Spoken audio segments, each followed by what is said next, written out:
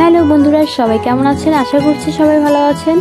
আজকে আমি একটি সিম্পল রেসিপি নিয়ে এসেছি। সেইটা হলো পুকুরের তাজা মাছ, একদমই যেটা আজকেই পুকুর থেকে ধরা হয়েছে। এখানে দুই ধরনের মাছ আছে। একটা হচ্ছে কার্পু মাছ, অনেকে এটাকে পেট মোটা মাছও বলে, মানে এটার পেটের মধ্যে অনেক ডিম থাকে। আর হচ্ছে মৃগেল মাছ, দুই তিনটা মৃগেল মাছ আর কার্পু মাছ আছে। তো আজকে আমি মৃগেল মাছটাই ভিডিওটা করেছি, এটাই কেটে রান্না করা হবে। বন্ধুরা দেখুন, এখানে কিন্তু একটা বিড়াল উকিঝুঁকি দিচ্ছে। গ্রামের বাড়িতে কিন্তু বিড়াল দেখাই যায়, শহরে থাকলে বাসায় বিড়াল তো থাকে না, যারা পোষে তাদের থাকে। তো এটাতেও মজা আছে, বিড়াল একটু ম্যাও ম্যাও করবে আর এদিকে মাছ কাটা হবে। তারা মানে একটু সন্ধানে থাকে, যদি একটু মাছের কাটা টাটা পাওয়া যায় বা মাছই চুরি করে নিয়ে যাওয়া যায়। তো মাছটা আমার কিন্তু কাটা কমপ্লিট। এখন এটা ধুয়ে রান্না করা হবে। সুন্দর করে ধোয়া হয়েছে, এখন লবণ হলুদ দিয়ে এটা মাখিয়ে রাখা হবে।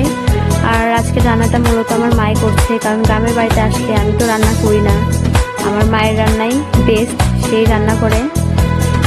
তো এটা কিন্তু মূলত আলু বেগুন দিয়ে রান্নাটা হবে, আলু বেগুন দিয়ে মাছের ঝোল। এটা যে কি যে স্বাদ লাগে বলার মতো না। তো এখানে ফোড়ন দেওয়া হলো, 5 ফোড়ন।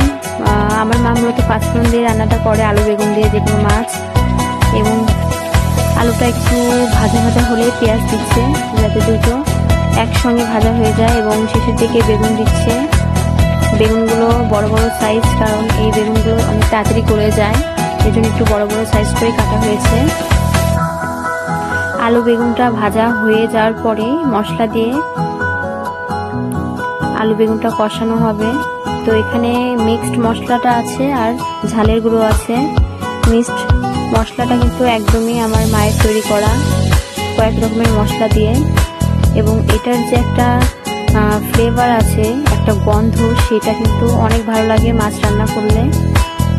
তো এখন কষানো হচ্ছে। আর চুলার যে তাপ, এইটাতে কিন্তু রান্নাটা অনেক তাড়াতাড়ি হয়ে যায় এবং রান্নার কিন্তু স্বাদটাও অনেক বেশি হয় গ্যাসের চুলা থেকে। কি দাও দাও করে আগুন জ্বলছে। তো কষানো হয়ে গেছে, এখন ঝোল দিয়ে দেওয়া হচ্ছে। তো মাছটার এই ফাইনাল লুক এত সুন্দর হয়েছে, আর খাওয়ার পরে তো বলাই যায় না, অসাধারণ। একদমই পুকুরের টাটকা মাছের ঝোল। আজকের ভিডিও এ পর্যন্ত শেষ। সবাইকে নতুন ভিডিও দেখার জন্য আমন্ত্রণ জানাচ্ছি।